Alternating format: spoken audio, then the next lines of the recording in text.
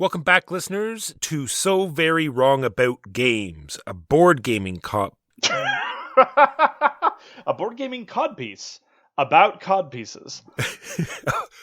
a board gaming podcast about, you know it, board game. That's staying in the show. I'm not editing that out. Damn you. I'm here with my good friend, loosely used right now, Mark. How are you today, Mark? I'm holding it together, Walker. I am here in Montreal. I am engaging in every middle-aged millennial's favorite activity, elder care, because I wasn't traveling enough. And actually, more Montreal news. There's a local hook later on in the show. How are you doing, Walker? Good. You're so close, Mark, yet so far. It was very sad. All right, so we are going to talk about the game we reviewed exactly 1 year ago. Do we have to? Yes, we do. Okay. And then we're going to talk about the games we played this week. And then we're going to talk about the news and why it doesn't matter. And then the topic of the week, which is the key events in our lives that shaped what the gamer we are today. Our gaming autobiographies. All right, Mark. This is good that this is the game of the year because now it's a contest. What game do I care less about? Nemesis or Marvel's Zombicide? You decide. Every time I hear people talking about Nemesis, every time I even see the box in stores, I have these brief moments of cognitive dissonance. Are they experiencing the world the same way that I'm experiencing the world? What perceptual maladjustment have I suffered such that you and I are not able to appreciate Nemesis the way so many other people are? I don't get it, Walker. It's a Matrix moment, Mark. There's like this riffle across my eyesight, and then I have no idea. It was not a good experience. I'm sure I can see where some people might enjoy it. Really? Tell me. If maybe they never got to play Battlestar Galactica as a child, they were neglected. Unfathomable wasn't out yet. I don't know. I am not a fan of Battlestar Galactica. I presume I will not be a fan of Unfathomable when and if I play it. But it is unfair to those games to compare them to Nemesis. What a dreary slog, and just leaning in to all the problems of semi-co-op in not a particularly interesting way. And really leaning into all the unbalanced victory conditions in semi-co-op games. Oh, you need to hit these locations. Oh, they're right next to the starting area? Great. And congratulations. All this narrative and tension that people talk about, which just completely failed to manifest for us. As I recall, I remember this very distinctly because of how much I hated the game. Once, during all of our playings, there was a single turn, a single action of a single turn, where I felt the question arise in my head, are they doing what they say they're going to do, or are they actually going to knife me? Once. One single turn, one single action, buried amongst all our playings. Nemesis failed to manifest any of the promises for me. Oh my goodness. I have thought about it several times since we reviewed it, but I have had no temptation to play. For those who have not heard of Nemesis, you wake up on a spaceship that apparently you have no idea where anything is, and you stumble around blindly while aliens attack you, and someone might be a traitor, and you have several ways to get off the ship, and yeah, lots of things going on, weapon upgrading, noise counters, all sorts of fun stuff. I said fun. I misspoke. Yes. So Nemesis, the game we reviewed exactly 1 year ago. Now on to the games we played this week. Mark, what did you get to play this week? I got to try Stardew Valley, the board game. Oh, cool. Stardew Valley is a bit of a phenomenon amongst the video gaming world. How familiar are you with Stardew Valley, Walker? 0%. I'm familiar with like the concept. It's, like sort of like a, Minecraft sort of, you're in a village, you're collecting resources, you're interacting with people. That's the extent of my knowledge. And there's farming. I'm actually far more familiar with Stardew Valley than I am with Minecraft. I have played neither, but I know many people who are deep into Stardew Valley. The thing about Stardew Valley is that superficially it's very charming and parochial, and you go and you harvest your rutabaga, and maybe later on you get eggs and you make mayonnaise. It's all about mayonnaise, Walker. But then there's this deep chasm of almost and I mean this seriously, pseudo-Lovecraftian bizarreness right under the surface level of the game. So yes, you might watch someone spending a whole bunch of time petting all their cows and making them happy, going to the village and selling the aforementioned mayonnaise, and that's all well and good. And then you notice that you happen to walk past a blood pool where the blood eels demand a sacrifice of hidden knowledge so that they will go down to Bone Town and breed more. I'm not exaggerating. There are these blood eels. They're called lava worms, but I know they're blood eels. I know blood eels when I see them, who demand a scroll in exchange for further copulation. And then there's your children that you can turn into birds, and then the birds come back to remind you that you abandoned. Anyway, I could go on for a long time about how utterly bizarre so much of Stardew Valley is, but many people really take to it. It's very much a lifestyle, one for which I have a great deal of sympathy. I'm not criticizing. I'm just saying it's the kind of thing where you're the frog inside the boiling water. You haven't noticed how absurd things have gotten until someone passes by and asks you what you're doing, and the moment you go through the details, you're like, wait, what? Anyway, the board game captures almost none of this. So the board game is very superficially captures the superficiality of Stardew Valley, which is to say it's charming and parochial and everyone's getting along and you're just raising animals and so forth. I will say the following about the adaptation of Stardew Valley, the board game. I've talked frequently about the difficulties of adapting digital media and the kinds of things you can get away with in a video game that you can't get away with in a board game. The poster child for this, as far as I'm concerned, is Dark Souls. Dark Souls, the board game, accurately captures grinding, which you don't want to do in a board game, and so it's tedious. Stardew Valley, the video game, in addition to all the weirdness, is, every day you got to go water your crops, you got to go pet all your animals, blah, blah, blah, and the tedium of that is unimaginable. In the board game, this is all abstracted away, so they very cleverly sort of given you the cliff notes of the experience of playing the game, and so it's mostly just visual and conceptual cues rather than the process of this upkeep of doing chores on a farm, with which you have some familiarity, I know. However, in the process, it keeps a lot of the balancing acts of your raising crops. You have to build buildings to house your animals. You then have to get animal products from your animals. You have to socialize in the village. You have to go sell things. You get to go to the dungeon because there's a dungeon in Stardew Valley for reasons. Go fishing, all this stuff. So the scope is impressive in a very, very, very simple game. And so you get this feeling of a sandbox. And I played it with somebody who is very familiar with Stardew Valley. The art is delightful. They don't use assets from the game. It's all original art, but it feels exactly like the video game, and that's all very impressive. The problem is the following. It's a co-op game, and many of your victory conditions rest on fishing or harvesting certain animal products or what have you. And most of those things rely entirely on only gently modified dice rolls. So you might have a chicken and a cow back home, and you might go spend one of your 2 actions on your turn to go try to get animal products. You just roll some dice, and if you don't roll a chicken or a cow, congratulations. No milk for you, no egg for you. And so the prospect of early on going and doing much of anything is just frustratingly impotent. Now, lots of games ramp up, right?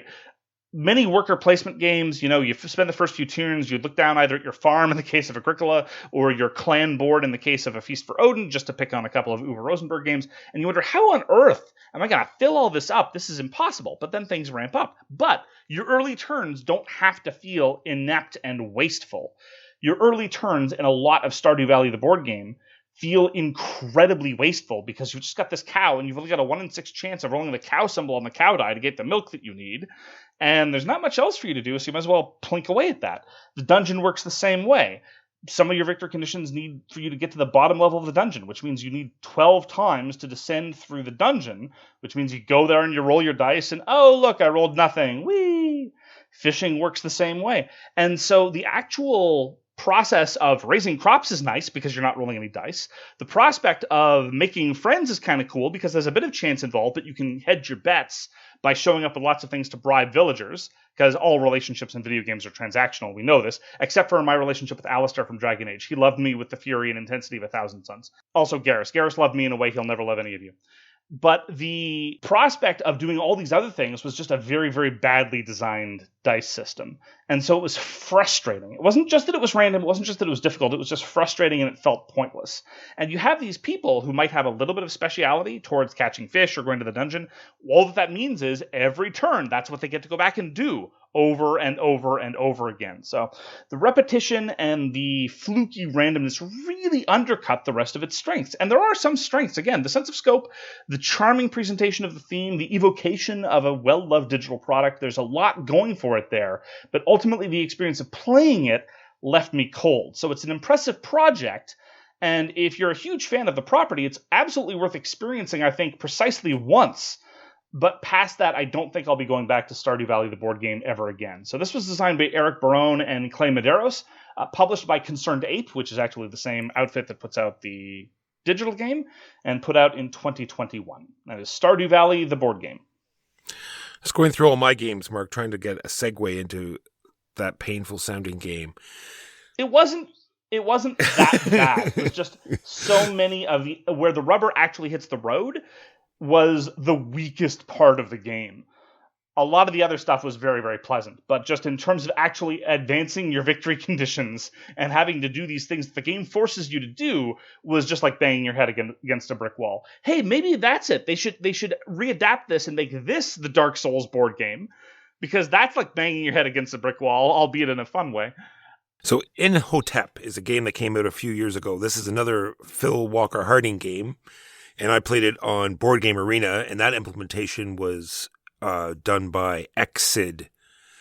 So this is the actual board game itself was put out by KOSMOS, and in Imhotep, you are putting your supplies on a barge, and the barge sails across and builds the great wonders of Egypt. You're doing the sphinxes and pyramids and the crypts, and it was just like sort of a point salad. It's like, I'm going to put stuff on a boat, someone's going to ship it over, and it's going to get me some points.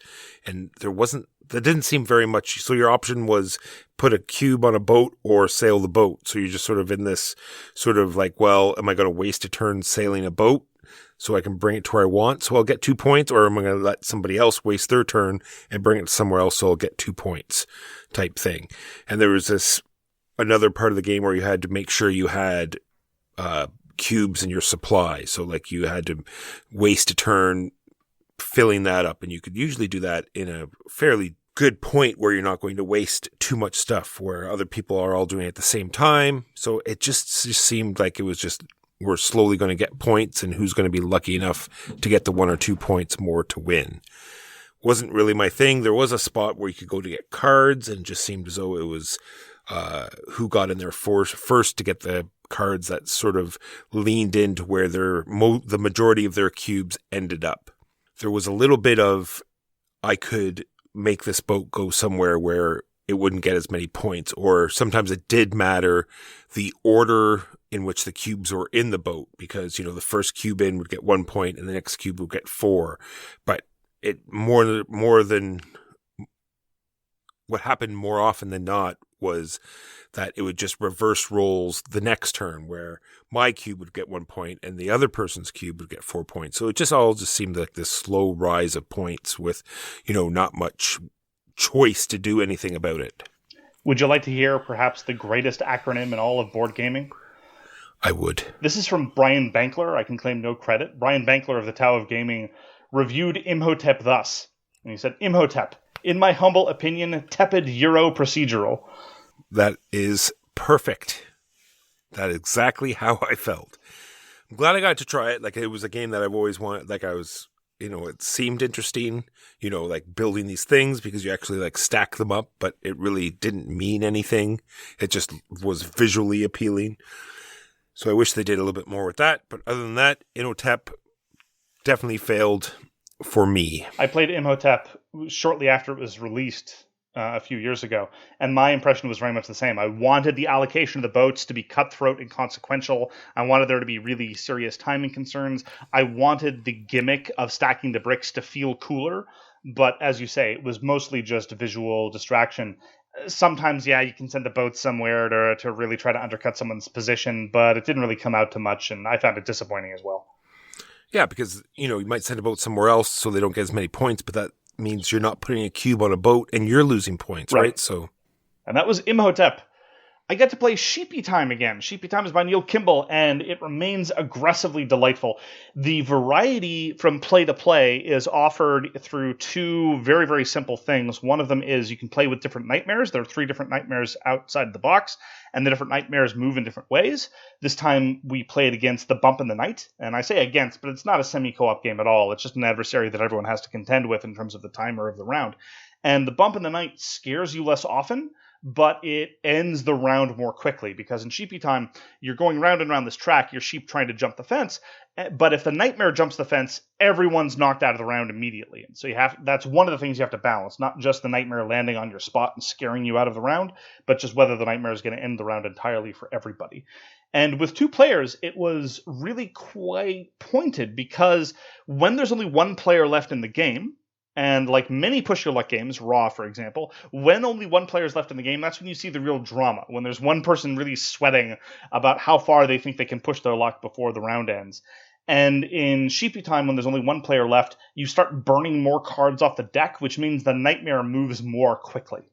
And when there's a 3-player game, I played the first time with 3, and with 3 it's quite good, but the first player to bow out, it feels a little bit like a failure, because you're not really increasing the pressure on anybody else. But when there's 2 players, the first player to bow out puts considerable pressure on the second player, and so it adds a lovely little bit of force to that initial decision.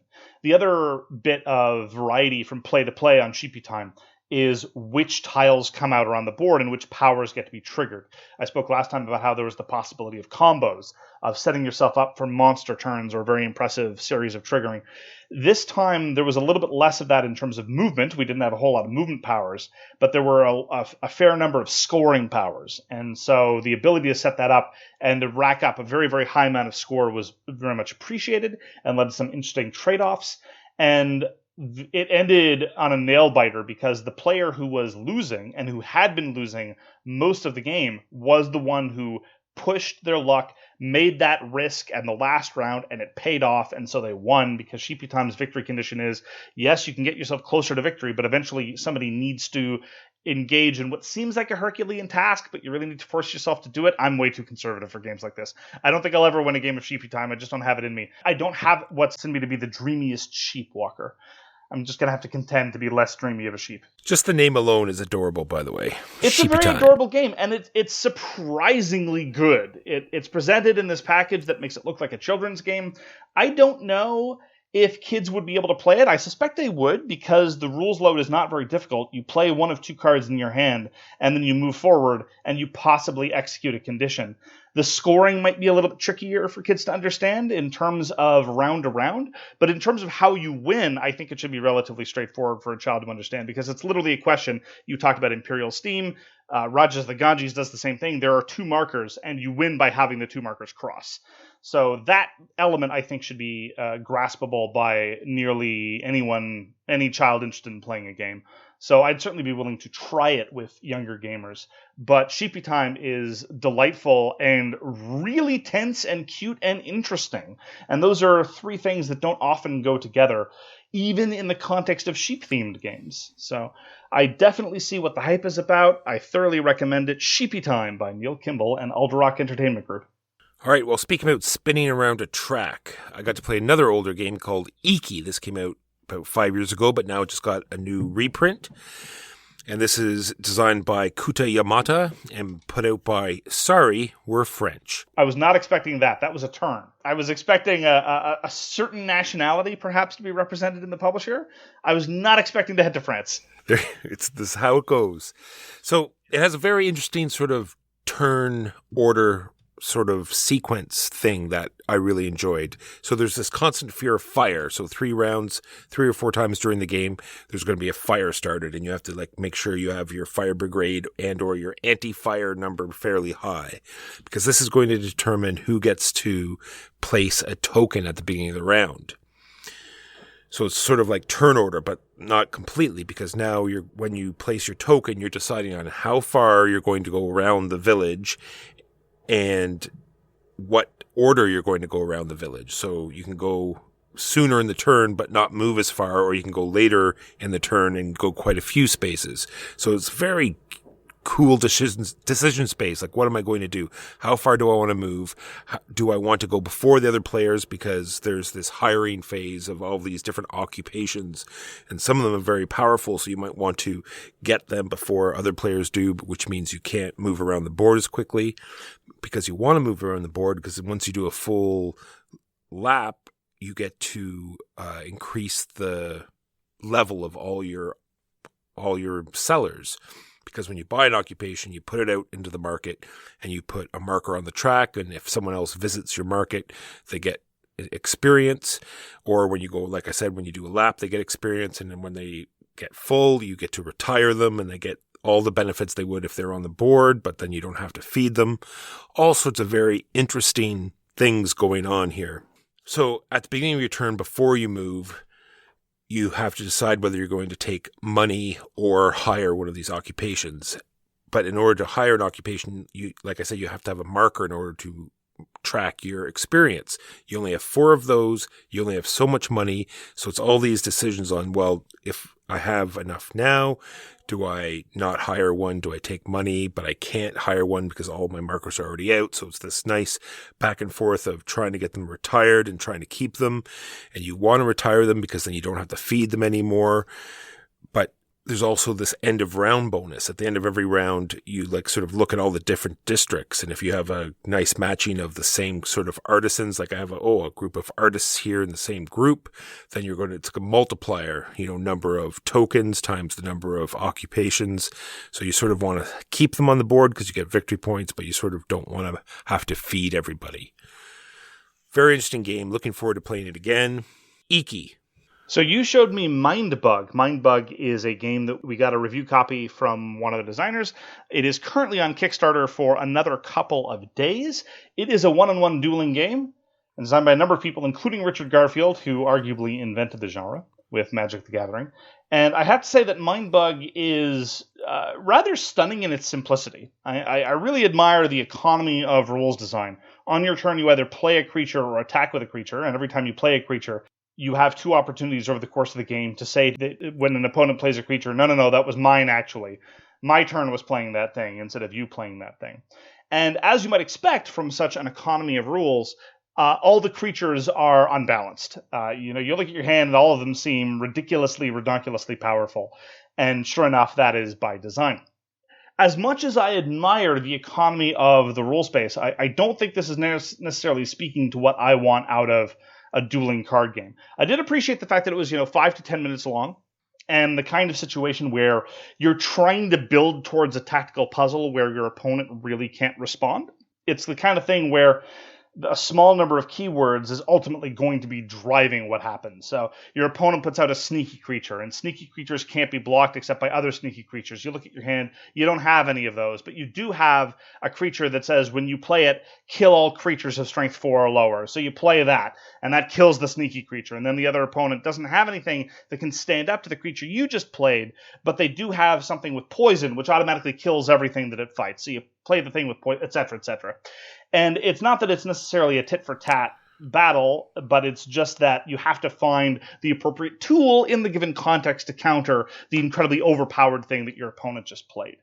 And so I found it very clever. It just doesn't necessarily speak to my preferences. When I play a dueling card game, I'd rather have something with a little bit of deck construction and a little bit of asymmetry and a little bit of character to the cards that I'm playing, above and beyond just I am playing a series of overpowered one-shots. I didn't really feel that there was a thread to be pulled on. It was just a series of ever-shifting tactical considerations. And so I'm thinking primarily of games like Sakura Arms, which is very much the kind of dueling card game that I prefer, or like Blue Moon, which each nation deck has its own kind of character and personality. If I'm going to play something with that level of pared down tactical simplicity, I'd actually really like something like R. R is the 7-card game out of Japan, which was republished here as Brave Rats, which also captures this kind of incredibly simple rule system, head-on-head gameplay that will last about 5 to 10 minutes. But there, it's less about playing the next overpowered thing and more about having the same set of cards. In other words, if you're going to have asymmetry, I'd rather it not be purely on a card-to-card basis.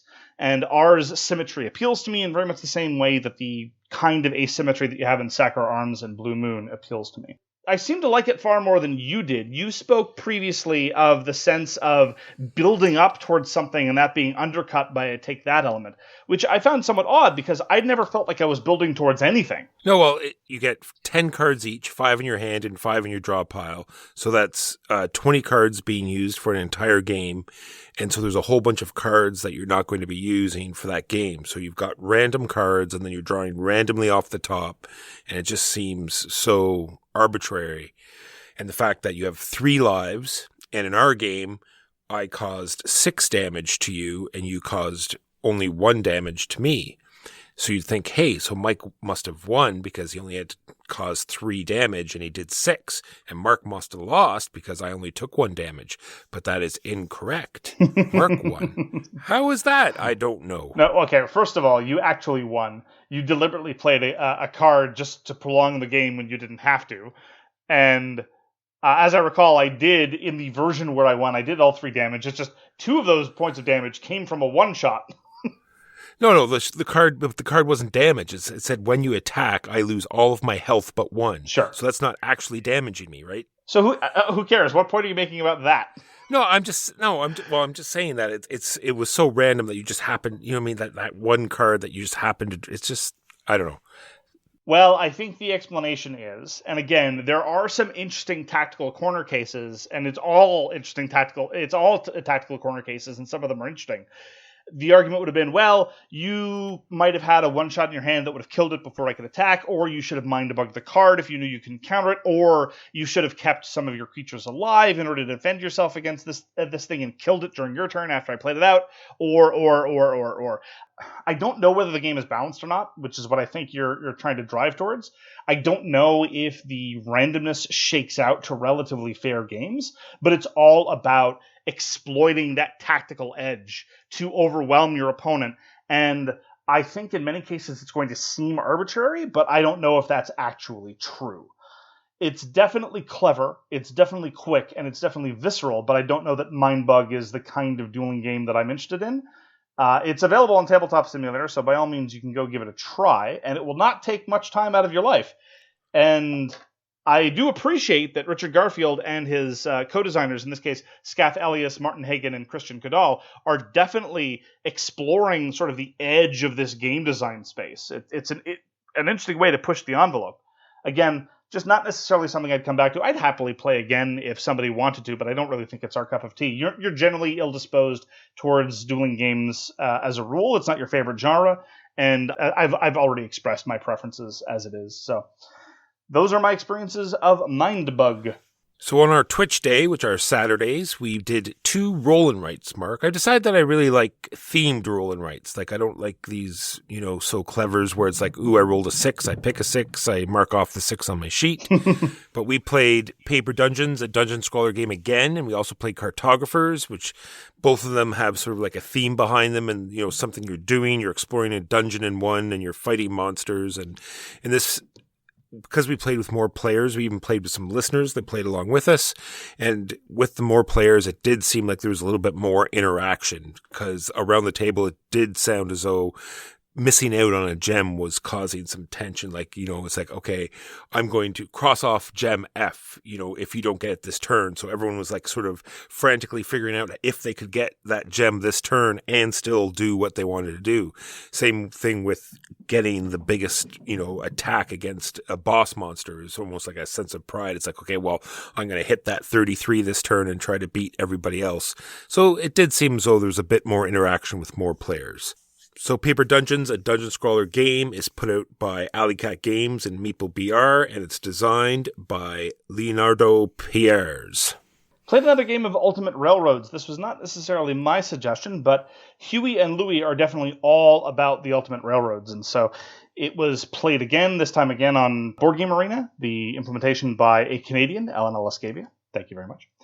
And we played the Asian railroads this time with the shared industry board and with the actual Asian tracks because, as we mentioned during our review of Ultimate Railroads, you can very much pick and choose what elements of the modules you're going to use.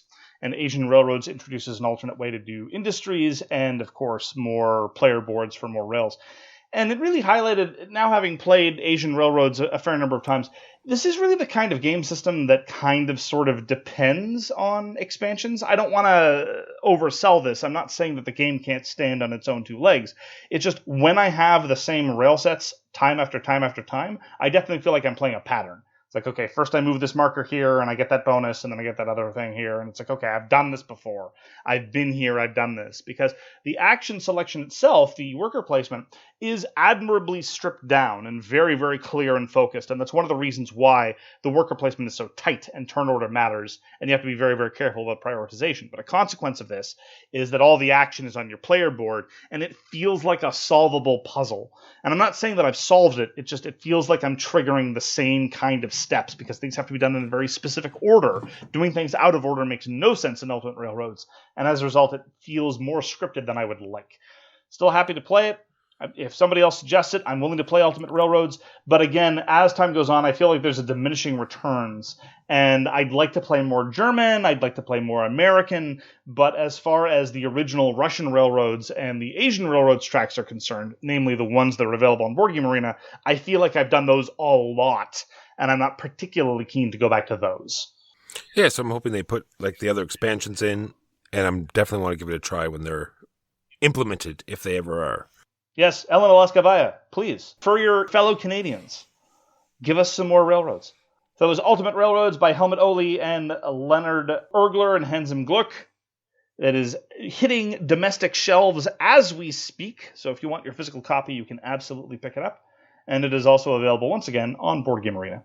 So I returned to Coffee Traders. This is designed by Rolf Segal and Andre Spiel and put out by Capstone Games. And what you're doing is you're developing all these different coffee plantations, and it is a very tight game, much like Imperial Steam, like we were talking about, because you don't have many actions and the game only lasts 3 turns. So you're putting out all these buildings, you're harvesting coffee, and I really like this sort of disconnect, because no matter how much you build up this coffee plantation, it's totally separate from the buying phase. Even though you've made it so all this coffee is going to be available, you might not get any of it. If you don't send a seller there and you don't have them in the right spot, then, everyone else buys the coffee, or maybe you don't even want coffee from that particular co-op. You want coffee from somewhere else. I just like the fact that it's completely separate and it doesn't matter what you're doing. You sort of just have to, in the buy and selling phase, you have to make sure your ducks are in a row there. Sending ducks to go buy coffee sounds like a bad plan. It gets done that way. Your cats poop out the coffee, the ducks eat it, and they bring it to the garbage dump. It's this whole process. This sounds like something that was described to me in Brain Candy about how pills were made. It's sounding pretty gross. It's great.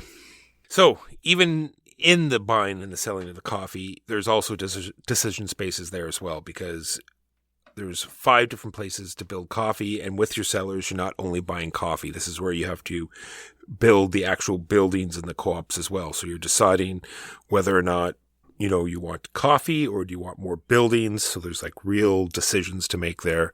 And with only 3 turns, it's very tight. Lots of different ways to get points. Sometimes, 1 or 2 tracks that really don't need to be there. Sounds like a contemporary Euro to me. Yeah, it's very Praga-like, where, this will trigger, several other things, and you have to make sure you get all your bonuses. And it's like, well, I built a building on that particular space, so that let me go up on that track over there. And because I hit that number on the track over in this coffee shop over here, I get a donut. And because I got a donut, that customer is now happy. So he goes over to the happy line. All of this stuff is happening in Coffee Traders. So are you going to keep going back? To Coffee Traders, 100%. I love all of it because there's so many different ways to go. Like I said, you could either go hard into selling coffee to the coffee shops and utilizing that track, or you're trying to get majority in the 5 different co-ops that are out there, or you're doing several different things.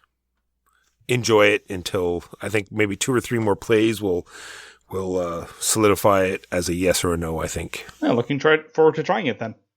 I tried a game called Magnate the First City.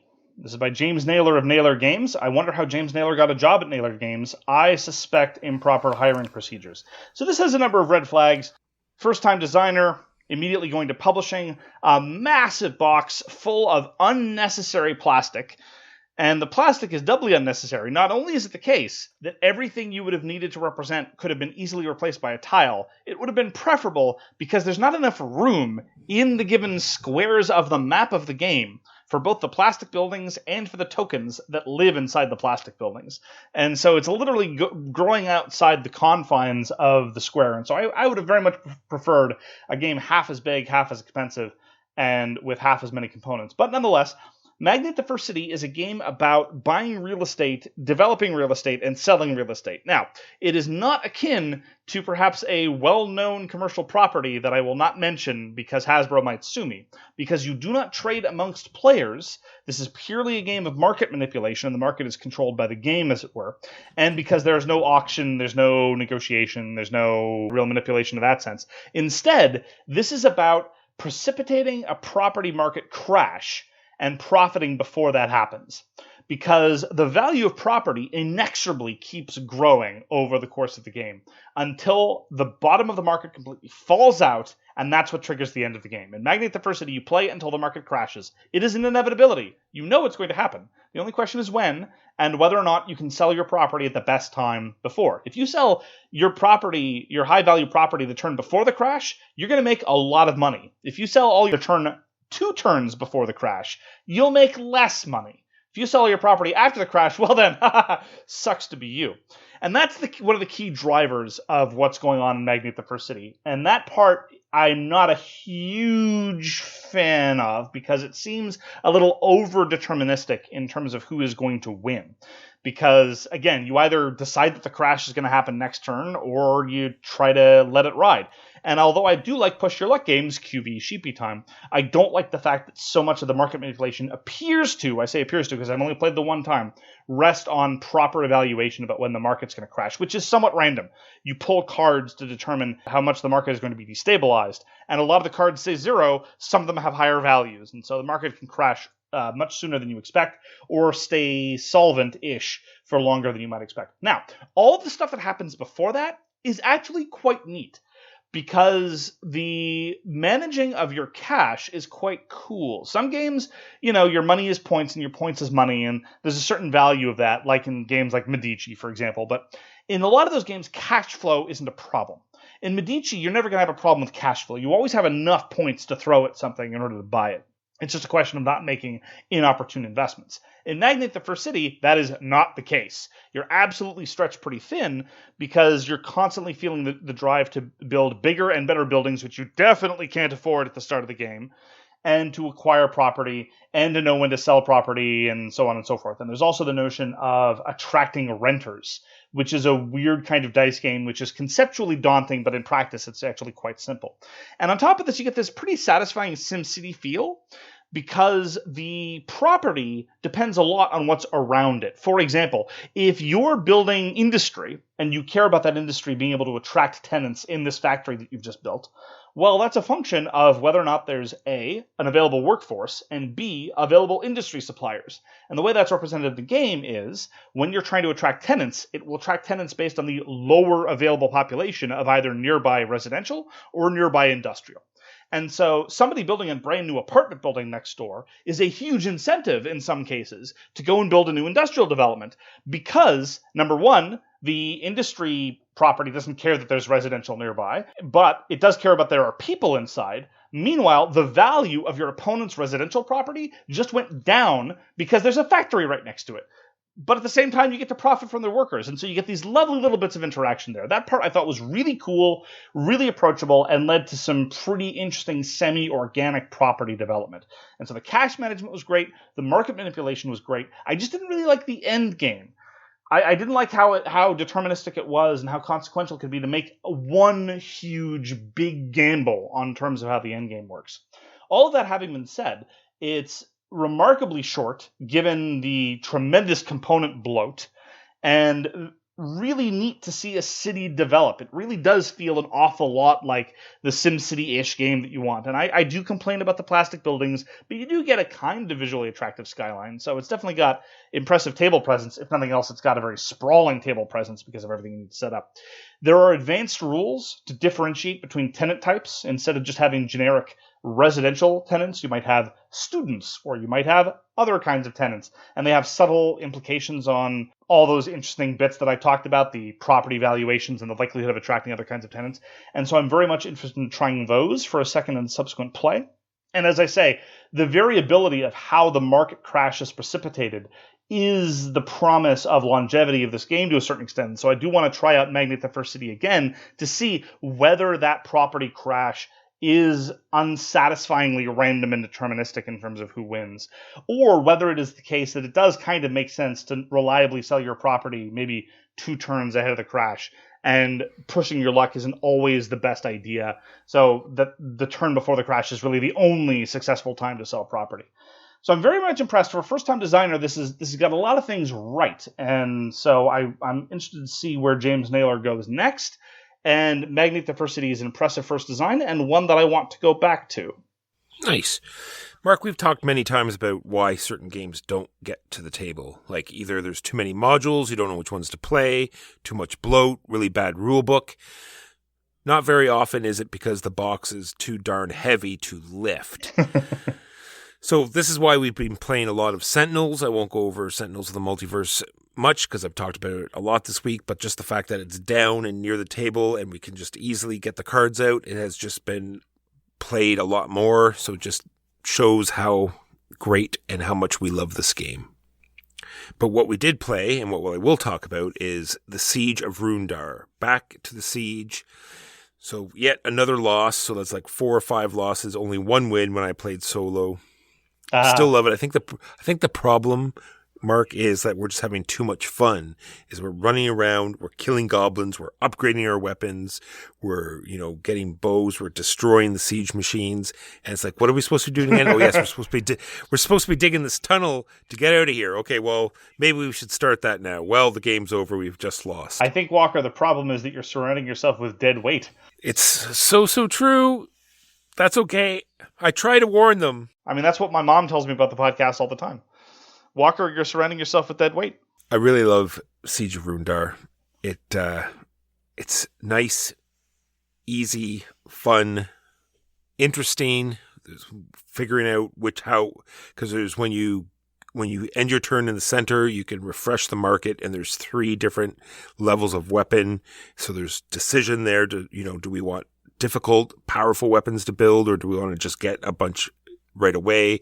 Should every character specialize, or should we all just be, masters of every trade? Like, are you going to be good at collecting resources? Are you going to be good at hand-to-hand? Are you going to be good at ranged? All this stuff happening. A little bit of, random luck draw off the top of the deck, but it's, a very large deck, and they're not, swingy one way or the other. So it's just like, unluckily we got 2 catapults in a row or 2 moves in a row. But it's really not that big a deal.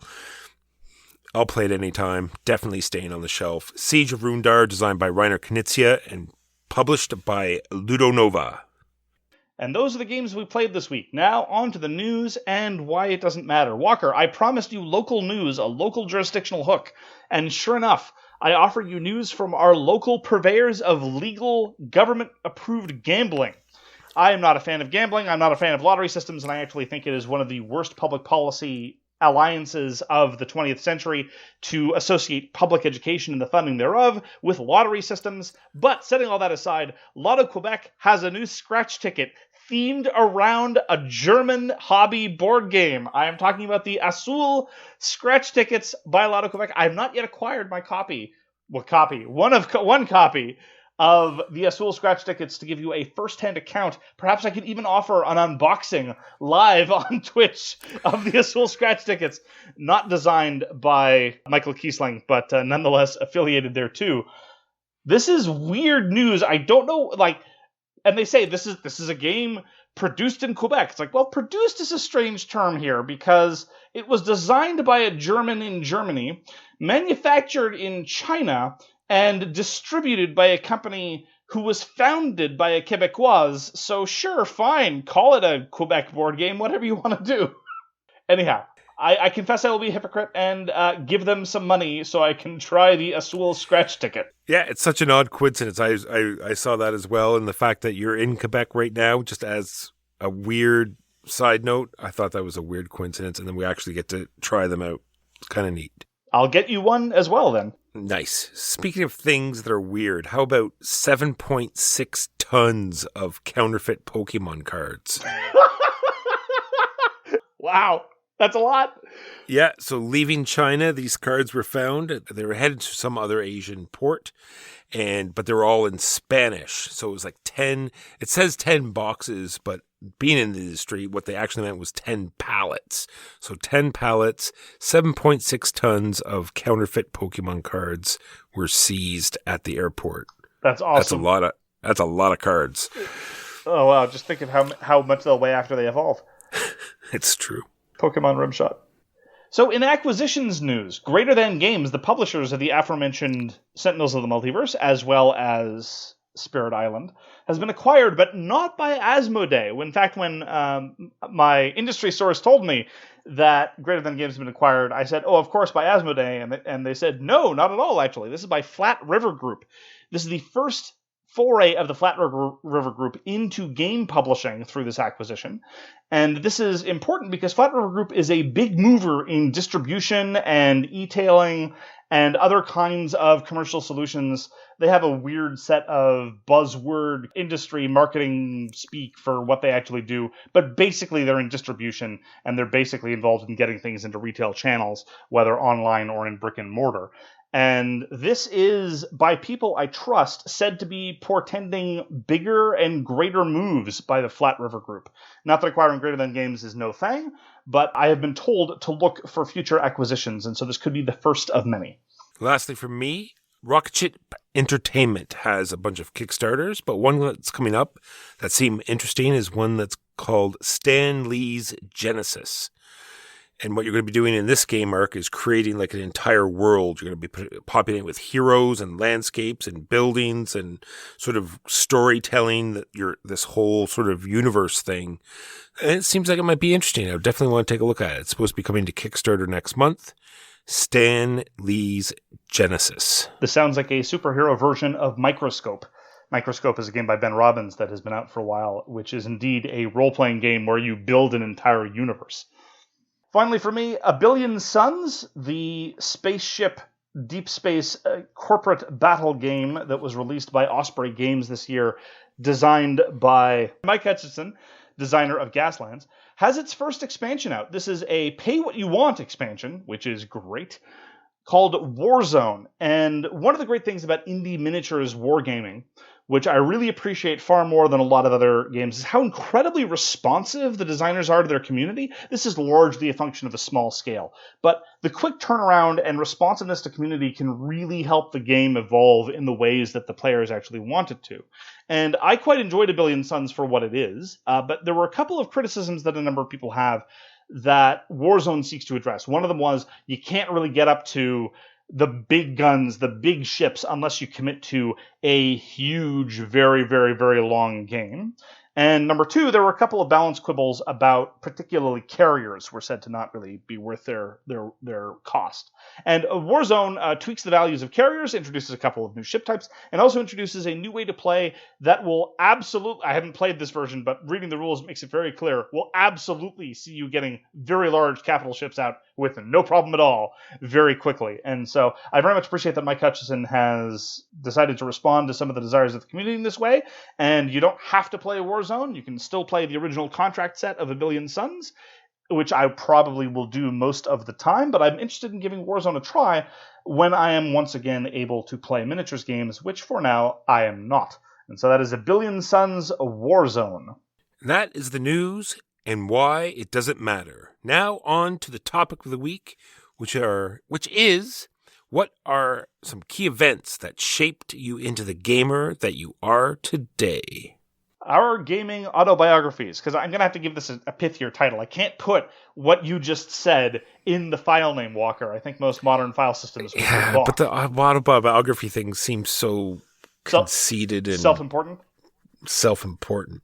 Don't like it. But you have until the end of this segment to suggest an alternative. No, that's fine. So my very first memory, Mark, is one of very much shame. Really? And it pains me to say. So I think it was probably 8 or 9 years old at a friend's place who had several board games. We played a bunch of them, and then the board game fight started. Now, when I say that, you might think we started to argue over a board game or wanted to win. But no, you see, the boards were walls and or shields. And the pieces of the boards games were the throwing implements and the artillery and the weapons that were thrown at each other. That sounds awesome. Awesome, yes. But then, in hindsight, treating board games in such a manner, fills me with such, shame and not good. And I'm wondering if this is why I take such good care and why I have, sort of like the feeling that board games can last, forever if you just take care of them properly. Walker, you were 8 or 9 years old. How good? Oh, I know. How good were your options in terms of board games, such that throwing things and using shields wasn't a better alternative? Like, that seems like a fine way, given the context, to appreciate. Well, not necessarily the hobby. That would be a different hobby. But a hobby time, I suppose. Yeah, surprisingly, his father didn't think it was such a great idea. Oh, well, that's his problem. Many people don't appreciate our hobby existence. well, he didn't mind the board game so much, but, destroying, ripping them all apart and having them all over the room in the corners and spread across everywhere. He wasn't, quite pleased with that. Philistine. Nothing but a Philistine, what can I say? At that age, it's weird because I hear a lot of people talk about very early childhood board game experiences. I don't really have a lot of them, largely because, number one, I grew up poor, and number two, my family wasn't into board games. I remember my mother was willing to teach me chess, and I played a little bit of chess like a monkey.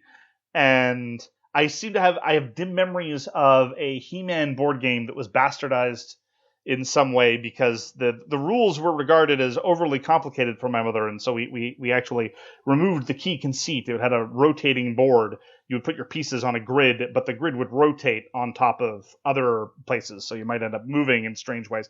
We didn't play it that way, so it just became a straightforward roll and move. Anyway, these are dim memories. But my first actual hobby memories very much mirror yours, at least in timing. When I was 8 or 9 years old, my stomping grounds, being the poor geek that I was the used bookstore. The secondhand bookstore was very much where I spent a lot of my time. And I would see these strange paperbacks that alluded to hobby gaming. It not necessarily the hobby game that we do now, but specifically D&D. I knew about Dungeons & Dragons first because there were these well-worn paperbacks that talked about role-playing games. They weren't role-playing games themselves, but they talked about them. And that led me to used copies, again, in the used bookstore of old Dragon and Dungeon magazines, which for some reason I read despite not knowing what the heck they were talking about. But there was an ad, Walker. An ad for a board game that I did end up getting at roughly the same age, 8 or 9 years old. Dragonlance. Did you ever play the old Dragonlance game? I think I remember opening the box once, but I never did play. Is that the one with the racing dragons? Is that the copy that you played? Or kind bought? of. I mean, it wasn't really a race. The goal of the game was to go get the Dragonlance and come home, and so there was a race element. But, your dragons could fight, and there was this interesting altitude system, and you had to jockey for position, and the advanced rules had interesting rules about maneuver and about how fast you could climb and how fast you could dive and a whole bunch of other things. Ultimately, it was wedded to a roll and move mechanism. But my very first hobby game was absolutely Dragonlance, and so I have a soft spot in my heart for it. I don't think I'd be willing to play it now. I do remember, though, what was really interesting, and which I don't know has been repeated ever since for good reason, although maybe you can correct me on this. It had a custom insert made out of styrofoam, like cheap white styrofoam. And so you could put the pieces back in, and you could actually just break off different sections. So you could give each player their own tray. and little bits of styrofoam that would then fall off. There was a slot to hold your cards in the little tray. Anyway, I have fond memories of the weird custom insert. Milton Bradley's Samurai had the same sort of system, where you hold all the swords in your hand and everyone pulls the swords out for turn order. It had the same styrofoam thing where when you bought the game new, you'd pull it out, you'd break apart the different sections where everyone would put in their pieces. Well, there you go. But it wasn't like the really cheap white styrofoam. It was like the sort of curved, solid gray styrofoam. Oh, okay. No. This was really, really cheap styrofoam. Like raw styrofoam. Yeah, I know what you're saying. Yeah, absolutely. But again, though, despite the fact that I have very, very fond memories of Dragonlance as a very, proto little gamer, I still had no one to play with. I mean, I played a couple of times, I seem to recall, with my sister's friends. Not my sister. My sister didn't play board games. To this day, just no interest whatsoever. I never really had a peer group to play board games with at that age.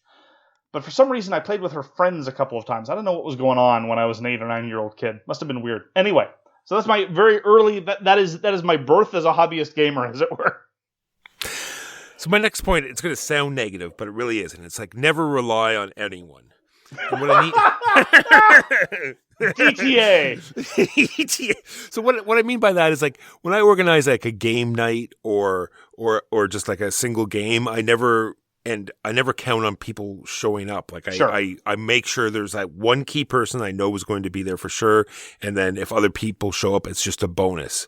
Always have a backup. And this came into play in our small little town here. There's a military college, and they'd hold a convention every year. And it was our only convention we had in the town, and it was put on by the first year students, and some of them they weren't even gamers. It was a project for them, correct? Interesting. And then one year they just dropped the ball and said, "Well, we're just not going to do it." Well, that was not acceptable to me. So I went to them and I said, "I will just take over this project." And I wasn't that old. So it was this whole convention that I organized on their property. They came back to me after the fact, and I know it wasn't done any other year, and suddenly everything had to be bilingual. So that was yet another crazy hurdle that we had to go over. But anyway, even after that, I did the one the year after. So like organizing conventions, making sure that things were done and not relying on people, and making sure everyone had fun. Well, that sounds like a very illustrative, formative moment. What kind of games were played back in this dinosaur time of your youth? Lots of role-playing. Oh, by me or at the convention? At the convention. At the conventions, lots of role-playing, 40K, lots of 40K going on. I see. Yeah, my next... little bit of BattleTech. Yes. A little bit of role-playing and a little bit of BattleTech very much characterizes a lot of my hobby experience for the next few years after my initial forays. I remember, I think I was maybe 10, 11, 12, I'm not 100% sure.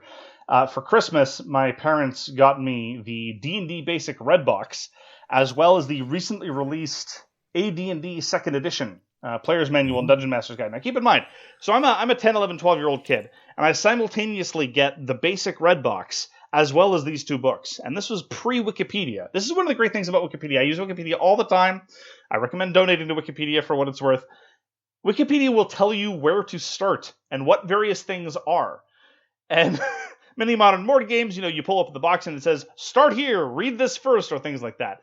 But I didn't even know I'd been given two different games. I'd been given all this stuff to read and try to process, and no real way to guide it. So obviously, like many children of the era, I stumbled through in a very, very, very sloppy way. And I personally blame whatever retail employee directed my parents into this bizarre smorgasbord of different role-playing products at a young age. But that is indeed what happened next. Did you go through a D&D phase, Walker? I did. It was sort of like I did play some board games beforehand, but it was very, very seldom. I guess that was one point I forgot to. I did have Colditz when it first came out way back when. I remember Colditz? Yeah, when I was very young, and I remember we had this big sort of like I had half my class over, and we did this sort of like survival game out. And we were supposed to be camping out on the farm, right? And we were shooting cap guns and we're, racing around the countryside. And And like, these sort of things, when you're camping in the middle of the night, kids aren't going to sleep. We all end up, coming back to the house, and I'm determined that I'm going to have all these guys play this game. This is how, right. how, into board games I've always been. I was going to actually make my standard jokes, because next up is some very salient and influential formative high school experiences that I had. And I was going to make my standard set of jokes about how clearly I was a nerd and you were a jock. But thank you, Walker, for preempting those comments and demonstrating that where I was being inundated with books and trying to read things, you were A, being social, B, throwing things at people, and C, firing cap guns in the woods. So I think we've got the perfect... the perfect differentiation between our different high school experiences. Of course, I keep forgetting, you were also a theater kid, which is bizarre to me in any number of ways.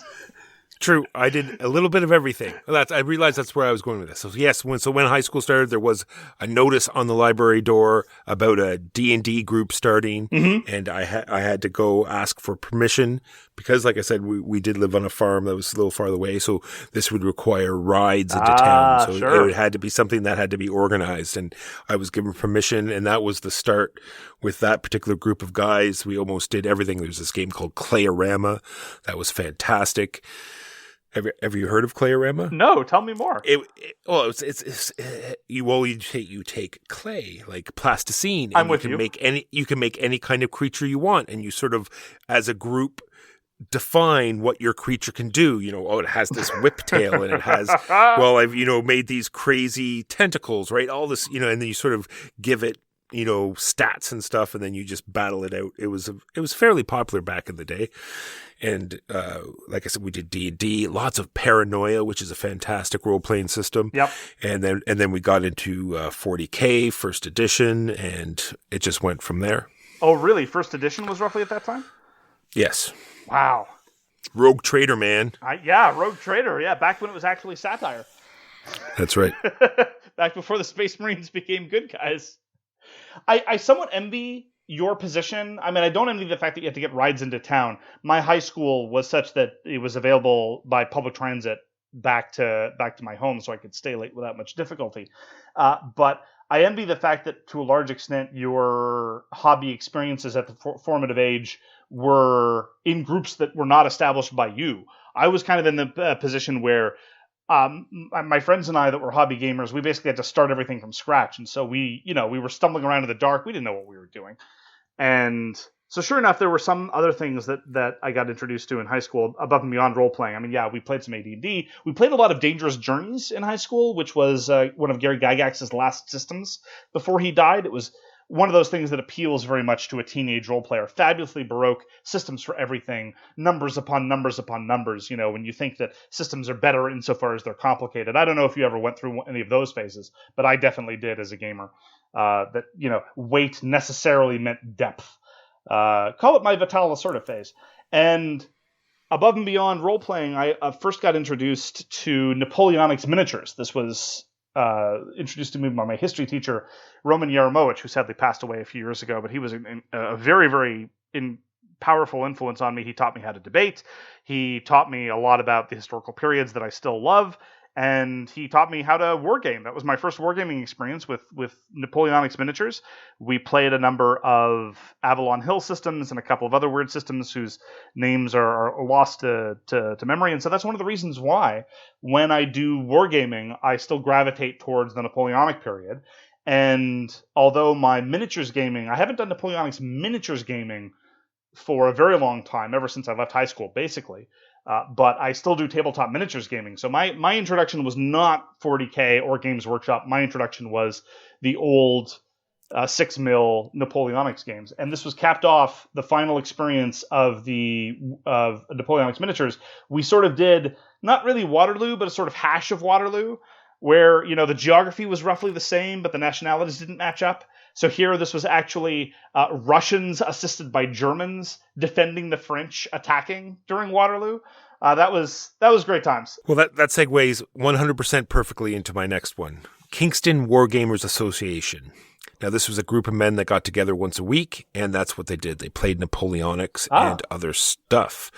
So I played Napoleonics a few times, but it was majority the other stuff. They would have this closet full of Avalon Hill games and or other games, and eventually some of my other friends would come with me, and we started to do some Magic there, and it was where I learned what I always say is valuing people's time. All of these guys were older than I was, so it gave me this sense of what we were doing, I shouldn't say mattered, but it was worth doing. And these people took time out of their day. And this is the 1 week where they got to do stuff. And this is what they chose to do. And you were not to take that lightly. You're not to waste their time. You're not to, value their time. And that's where I learned that. That's also where, when they finally closed down, this is where I inherited, these tons of war games that you saw that I finally got rid of. And when I, started my own group, where I started the same sort of thing, don't rely on anyone else, then that's when I started to do my, weekly night. Interesting. It always seems like Avalon Hill games are the ones that are stuffed in the closet, because when I first got seriously back into hobby gaming, so there was a prolonged period of drought in my university years, because, again, I didn't have any opponents. I didn't have the little structure that my history teacher had given us in order to do Napoleonics gaming. And it was actually just by chance when I was visiting people in Vancouver that I picked up a copy of Carcassonne from a comic store. And that was my way back into gaming. And I actually found, quite by accident, that some of my friends there were interested in trying out some of these weird things. And so that was my sort of standing on my own legs as an adult, kind of, sort of. I wasn't really a full adult yet. I was still just out of undergrad. Actually, I don't know when I'm going to think of myself as a full adult. I've always felt my entire life that I've been 12 going on 60.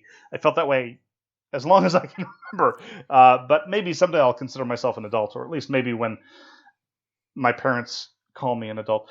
And so it was, and it was the standard sort of what's the top 10 on Board Game Geek for a long time was what I was being gravitated towards. So at the time, and this will absolutely date me for when I started really into the hobby hardcore, Puerto Rico was number 1 and Tigers and Euphrates was number 2. And that was where the ranking was. And so that's kind of how I started exploring things. So how did you get into Euro games, Walker? Well, like I said, it was mostly that one night gaming that was going on. And then in that case, it was almost all 40K all the time. I had several, 4x8 tables. At one time, it went for about 2 years, where it was 24 people would come to my house on a given night. And a lot of the times it would be, if there weren't enough tables, there was one sort of board game table, and whoever was left over would play a board game. And then... So if the people who came to play 40K, their consolation prize, if they couldn't play 40K, was they'd play board games. That's right. Wow. And then eventually some people just came to play board games, and if they didn't have enough players or I didn't have someone to pair with, then I would be in on the board game as well. And then Games Workshop turned to the tournament format. Yes. And then it was almost overnight where everyone just said, that's enough. And this is where I learned that I just was not that kind of a competitive person, where some of the people that were coming were competitive. They wanted to, just win and min-max their army lists or whatever. And the other half just enjoyed, manipulating the rules. Let's do this with no magic this time, or let's do this with just troops, or and other people just wanted just to play the tournament format. And then that's when that group ended and it just became a board game group. A lot of people have your trajectory, I think. They start with miniatures games, usually Games Workshop, but not always. And then they start exploring Euro games, and maybe via the intermediary of more Ameritrash type style games, Troops on a Map, that kind of thing. I went through the opposite trajectory. I started miniatures gaming shortly after my introduction to Eurogaming, a couple of years afterwards, because at the time, Eurogames had not yet discovered campaign systems. And so the only way to get campaign systems and get a big taste of the old days of being able to level up a character and the joys of continuity was through some of the old discontinued specialist games from Games Workshop. I'm talking specifically about Mordheim and Necromunda. and that was kind of my way back into tabletop miniatures gaming, precisely because I wanted to play campaigns. How times have changed. And so it sounds just like as you were at your period in hobby development, as you were minimizing the influence of miniatures games, that's when I was getting back into them, and that's when I discovered the Rackham games and Infinity, and Infinity has definitely been something that I've continued, although not in terms of actually playing, but in terms of an interest. And more recently, it's manifested as indies miniatures games. And now it's the case, I play a lot more tabletop miniatures games than you do, because I believe at the moment you play precisely 0. Exactly. So the next time I have is what I call the walking nightmare time. So I had a lot more free time.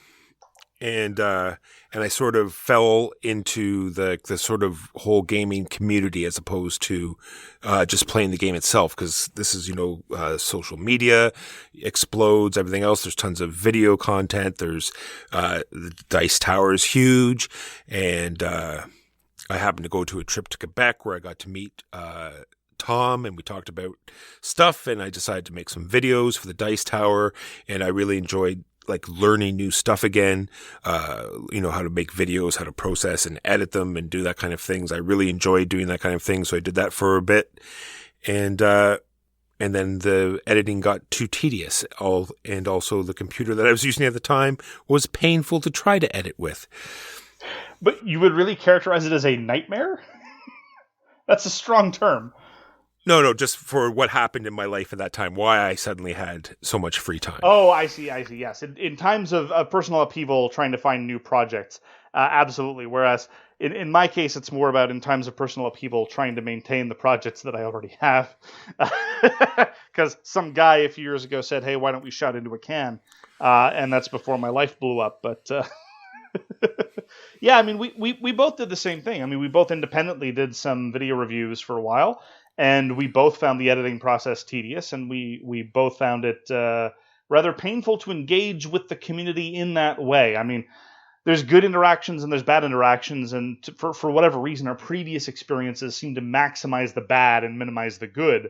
And so I guess the current product that we have is sort of an indication that we've found a way to better calibrate it for our interests and our abilities. That's right. That's what I've got next. Then I meet this guy named Mark and realize that the discussions that we had after we played games were almost as rewarding as the games themselves. And I thought this podcast format would just be a much better medium to sort of, than doing videos, and much more enjoyable and fun to do. And I was right. Oh, good. No, I agree, and I think where I'm sitting at now, looking back on the development that has brought me to this part of my hobby life, I very much appreciate the fact that I've been able to try a whole bunch of different things. I try not to be too boastful in terms of self-identification, and indeed, I kind of make fun of people who take their self-identification as a gamer too seriously. It's like, oh, I'm a heavy gamer. It's like, oh, I'm a strategy gamer or whatever. But I do kind of self-identify as an omni-gamer, in that I like to try lots of different things. Now, maybe that just makes me a dilettante, but I still do role-playing games, although now it's narrative game masterless role-playing games, especially the stuff of Jason Morningstar and Ben Robbins, things like Fiasco, things like Durant's, things like Kingdom, and other games of that ilk. I still play tabletop miniatures games when I can, but again, mostly indies. They're cheaper and they tend to give me more satisfaction for where I am now. I still try to play consims, historical war games, but ultimately, to a certain extent, we're reactive. Being a hobby gamer is somewhat dependent on the people that you're surrounded by, right? And I cannot complain about the group that I was forced to leave temporarily in Kingston. It's a great group of people that are game for almost anything, but it is not exactly particularly keen for historical wargaming. And it is not necessarily particularly keen for the kinds of tabletop miniatures games that I tend to favor. Although there are some exceptions. There are some people like the Handwerker and Huey are usually willing to try anything once, maybe even twice. And I did notice that when I first met you guys, things did seem to be what I would call situationally trashier. Namely, there was a tended preference, especially as characterized by Huey, Dewey, and Louie in the earlier days, favoring troops on a map games more than, say, auction games or other kind of standard Euros. And that has kind of been in a state of flux. It's kind of, the tastes of the local group have evolved, but it's still the case that I find myself gravitating more towards trashy conflict games by virtue of the local community. And that's fine. That's just the way communities work. Gaming is a social endeavor, and you kind of have to play what people want to play. It's so true. I just have to say, I'm at a great place right now. I have my mornings completely free and my afternoons for my family stuff. And I've sort of situated different days for different sort of theme. We got our Fridays where we do heavy Euros. We got our Sundays now where we're doing campaign games. We're doing Mondays, which are sort of like sit and learn and sort of just hang out and do gaming. So everything is ducks in a row. Happy times for me, so I cannot complain. All you need to do now is figure out how to sleep. I said, sleep, that's optional, right? Yeah. I don't think sleep. Yeah. This is work on top of everything, and the fact that this freaking guy that's supposed to be doing this podcast with me moved to the other side of the country. Yeah. Well, that's going to do it for this week. Thank you very much for joining us for So Very Wrong About Games. If you'd like to get in touch with us, you can reach Walker via his email, justrolledadice@gmail.com. You can reach me, Mark Bigney, on Twitter, @TheGamesYouLike. For more public discussion, you can find the So Very Wrong About Games Facebook page, or you can check out our Board Game Geek Guild, which is guild number 3236. And you can find us on Patreon, Twitch, and SoWrongGames.com. We read everything you send us, and we'll get back to you if we can. Thanks again for tuning in, and we hope to see you again soon. Peace! You've been listening to So Very Wrong About Games, produced by Michael Walker and edited by Mark Bigney. Special thanks goes to What Does It Eat for generously allowing us to use their most excellent song, FOS, as our theme. You can find them at whatdoesiteat.com. You can reach us by email at soverywrongaboutgames@gmail.com or on Twitter @SoWrongGames. Thanks very much, see you next time, and always, try to be right, but remember you are so very wrong.